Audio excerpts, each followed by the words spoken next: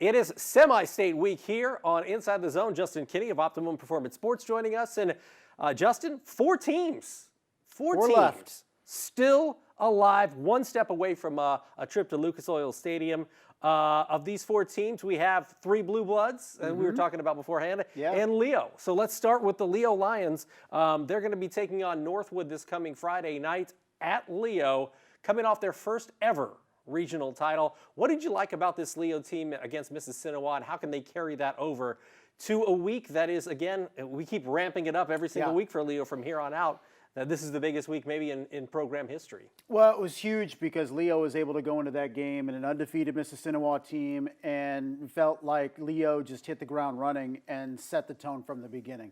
And that game was never in doubt. I mean, from the jump, Leo dominated in all facets of the game. So when you look at where the confidence level is for Leo right now, never been higher, at least in this season, because you can go on the road, a team that knocked off Kokomo the week before, and everybody looked at Kokomo as being that regional champion to come out of down there. Instead, it's Ole Miss, and Leo did not bat an eye, went down there and dominated. What do they have to do against this Northwood team? Because they have played teams that have had talented skill position players.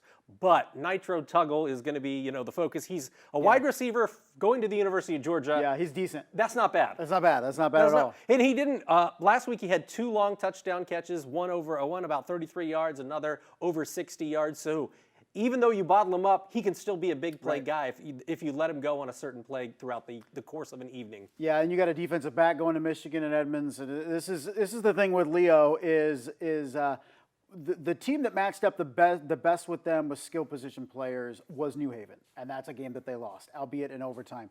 And you look at Northwood and say they have better skill position players than New Haven. And so for Leo is how do they handle a team that is able to, at least on paper, have better skill position players than they do. Because you looked at throughout the season, Caden Hurst and Brock Schott and all those guys, like they were the dudes. I mean, they had the best skill possession players on the field.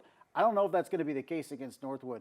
And once Northwood really, after those couple losses midseason, is really looked at the running game as setting the tone for that passing game, once they started mixing that in, they've really been really explosive because now teams have had to respect that run a little bit more and use a lot of single coverage and stuff on Nitro Tuggle, and we know how that works. So for Leo, you look at this game and you say, how you match up at the skill position players may be a wash. It may come down to really how this game goes in the trenches. And when you take a look at Leo's running game, it's been running back by committee. They had four players with a rushing touchdown last week, including getting Caden Hurst involved in that run game. It seems like he's good to break one in some unconventional form every week, whether it's special teams, running the ball, throwing the ball. But when you take a look at Kyler Decker last week, they didn't throw it a lot, but he was 9 for 10 passing for over 100 yards and a touchdown.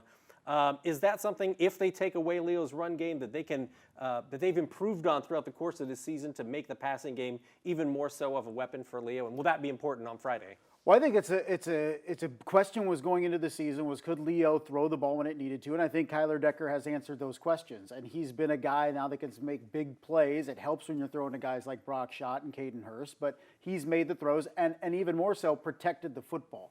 And I think that's when you're at this level at semi-state is that's really what it comes down to. So if in the event that Northwood's able to bottle up that run game and Kyler Decker does have to throw the ball to win, you feel a little bit better on where you're at in that respect as opposed to maybe earlier in the season. Is it going to be Caden Hurst versus Nitro Tuggle? Is that going to be like, because I know on Friday people were talking about that was like, oh man, you can see it offensively and defensively, like that is going to be a matchup to watch, one of the premier matchups we'll see this season. Well, I think that's the headliner. But like I mentioned, you got a DB going to Michigan and Edmonds, and you have other Brock Schott, of course, the junior. So you have other guys. I just feel like this game maybe comes down to more about the lines and who controls that line of scrimmage and who's able to open up, which team can run the ball. You're going to get explosive plays from Nitro Tuggle. You're going to get explosive plays from Caden Hurst. But maybe it's those not so explosive plays, those grinded out type plays in games that's really going to decide this one. And it's going to be our highlight zone game of the week. I mean, Leo is going to be rocking on Friday night. Yeah, it is. I mean, it is going to be an absolute madhouse. Jason Dorfler and company, we're going to be up there. It's going to be a wild time, and we're going to see who can come home with a 4A semi-state title. Talking about 5A, Snider went on the road last week. Mang Tung We said it last week, didn't we? I think it was cut in post, but we said Mang Tung, he was going to be the guy. It's going to come down to the foot of Mang Tung from 45 yards out. Boom, he nails it, and here we are, 1918, after the Cavemen fall to these Snider Panthers. And then I think a lot of people thought it was going to be Valpo. Snider was going to have to make a trip to Valpo.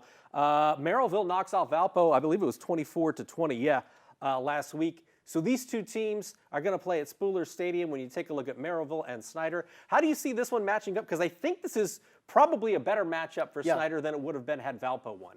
Looking at Merrillville, and not taking anything away from Merrillville whatsoever, when I looked at Mishawaka last week, I just felt like that was a trap game for Snider, in the sense that Mishawaka just matches up better with Snider and almost clipped them last week.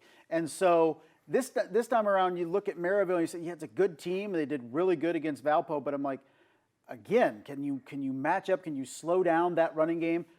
And Mishawaka was able to do it. They played keep away from Snider for the majority of the game. I feel like Snider got over its biggest hurdle in the North in 5A in terms of who they had to play in Mishawaka. They luck out a little bit in Valpo because I think Valpo is a more difficult matchup for them.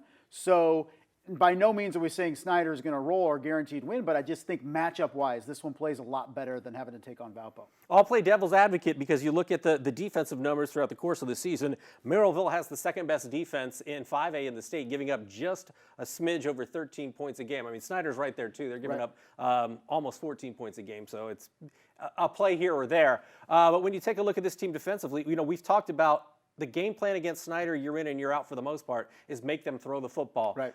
Defensively on paper, it looks like Merrillville can be a team that perhaps takes away the run game and then put some pressure, if you will, on the air attack for Snider. And we saw it last week in a little bit with Kieran Billingsley and doing some RPOs and keeping the ball and was their leading rusher last week. So a guy that carried over 20 times, that's the danger you got in Kieran Billingsley, and credit to Snider and how they've utilized him is they've given him the option to pass or throw and allowed him to make the decisions in a lot of cases, and he's made the right decisions a fair amount of time. And I think conversely, you look at if they can bottle up the Merrillville running attack, it's not a very explosive passing game whatsoever for Merrillville. So you feel like if you can bottle up the front line and then you put the onus on throwing against Brendan Logan and Jamarion Colligbody, that's trouble for Merrillville. So conversely, I think Snider can really set the tone with this game defensively and not allow Merrillville to do very much. You know, when I saw that they were going to play Merrillville, I thought, oh, yeah, these guys have played together pretty recently. It's been since 2012. Yeah, I know. I was the same way. I was like, oh, I only have to go back a couple of years to see what happened. I had to scroll back, and I was just like, I can't believe it's been over a decade since they've played. And in 2012, it was a 42-39 Snider win. I think we're going to have a somewhat similar outcome in that this one should be close, I would think.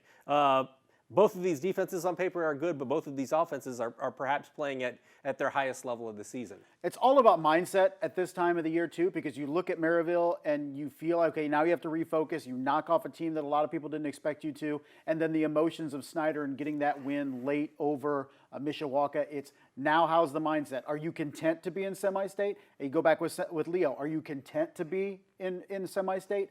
Or can you take that next step and make it to Indianapolis? I feel this kind of reminds me of, remember when the Snider played LaPorte a few years ago? And it was like, oh, okay, they got past the next round, and now they're on to LaPorte, and then LaPorte came in and surprised them. I think Kurt Tittman, those guys, they're going to guard against that of being too comfortable saying, oh, well, Merrillville beat Valpo. We should be taking care of this Merrillville Pirates team when they come to town. Like that's the one thing I guess you have to guard against with 14 to 18-year-olds. Absolutely, but the fact that you get to play them at home, everybody gets to play at home is a big advantage this week. Speaking of playing at home, the Bishop Luers Knights for the second week in a row will be at Bishop Luers. They took down Bluffton in a kind of back and forth slugfesty type of game, 15-7, and now you're talking about them taking another traditional powerhouse in LCC coming to Luers Field on Friday night. How do you see this one playing out? Because LCC is a different team than many of the teams that Luers has faced so far this year. The biggest concern I have for Bishop Luers is can they run the football consistently against LCC? And we've seen Luers, we saw it last Friday being able to turn the corner and get to the edge, and Gio Jimenez around the edge, and they had some screens that got out to guys in space, and Gio scoring on a screen as well. Can they do that against LCC? I still look at Bishop Luers and saying, can they beat a really good team having to throw the football? And I don't know. We haven't seen it. Can they do that? And I think if there's any team that can limit Bishop Luers on the ground and score enough to put that pressure on the Luers offense, I don't know if they can or not. Maybe they can. Maybe they have to prove that on Friday night. That's the biggest concern I have for Luers heading into Friday. My biggest concern, and I was thinking about this over the weekend, is the Luers defense stopping the passing attack of LCC. Bobby Metzger's thrown for over 2,700 yards, 33 touchdowns. You take a look, I was thinking, who has Luers played this season that can throw it as well as LCC? And the answer truly is nobody. I mean, New Haven had Mylan Graham, and there was that angle. And the cadre of receivers for the Bulldogs. They didn't play Carroll, so they didn't play a Division I quarterback in Jimmy Sullivan there. This is the best passing unit that they're going to face at the most crucial point in the season. So they just haven't, like you're saying, we haven't seen them pass to beat somebody. We haven't seen them had to defeat an offense that passes as well and effectively as LCC does this week. It's going to be the important thing, too, up front with Damian Jackson, who was incredibly disruptive last Friday against Bluffton, and Wes Javens up front, Isaac Zay being able to get back there, Mickey Daring bringing pressure from the linebacker spot. It's going to put a lot of pressure on that front seven, and then conversely on that back end of that defense, which is still relatively young back there outside of Isaac Zay. So when you look at Davion Surrey, when you look at Mikhail Woodson, a couple sophomores, it's going to be on them to make sure that Luers doesn't get beaten a lot downfield. If I was in the carpool lane and picking up my kids, and Damian Jackson pulled up next to me, I wouldn't bat an eye. He's like a 35-year-old grown man, 6'4", 6'5". Like, I'd be like, yeah, he's picking up his kids. Yeah, I can't imagine being a high school kid and having to block him. Is all I'm saying. Oh, I know. Is when Damian Jackson is locked in, he is just a absolute monster to try to defend and keep out of the backfield. One thing that scares me, or concerns me, I guess I would say, if I was the Knights, is that we heard a lot about the LaVille Lancers this year. Like, somebody's going to have to go through LaVille. Right. LCC went through LaVille. LCC rolled through LaVille, 22-0. They held them to 0 points in the season, and we knew LaVille was a pretty decent 2A team. So again, you have to be as efficient as possible on offense. And 15 points against a Bluffton team. I know they would have liked to have more last week. Yeah, I think the thing is once you get to we talk about once you get to regional, then you really only good teams in regional. Semi-state to me feels like that first week where you're like everybody's good.